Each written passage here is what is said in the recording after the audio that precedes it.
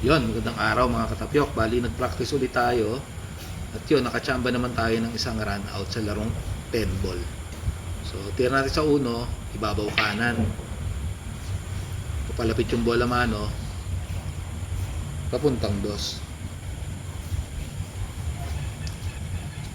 Tira natin sa dos, ibabaw kaliwa naman, akyat bola mano, papuntang tres.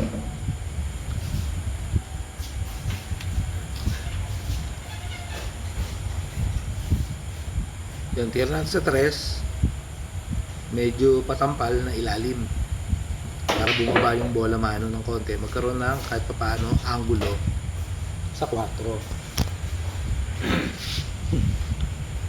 Nga lang may angulo kaso minimal, kaya ginawa natin, sinaltik natin yung tira dito, tirang gitna lang para makababa yung bola mano, preparasyon sa 5.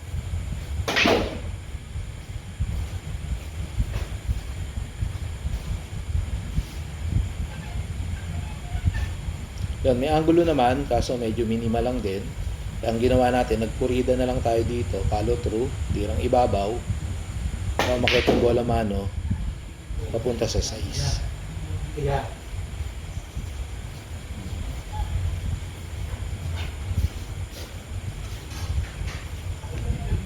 Yung tira natin sa 6, ibabaw kaliwa, baba bola mano, preparasyon sa side pocket para sa 7.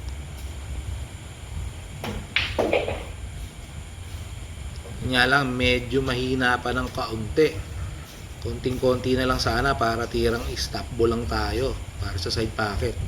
Kaya ginawa natin, dinoblete natin yung 7 sa kabilang side pocket para magkaroon tayo ng preparasyon na stop ball ilalim. Yun, dali naman, tsambahan natin. So tira natin sa 8, medyo nag-ilalim lang tayo dito para yung bola mano hindi masyadong lumayo, preparasyon sa 9. Yun,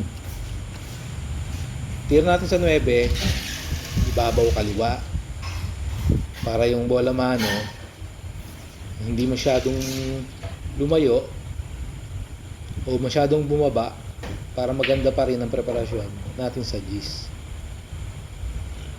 Yun, sakto naman yung preparasyon natin sa Gis.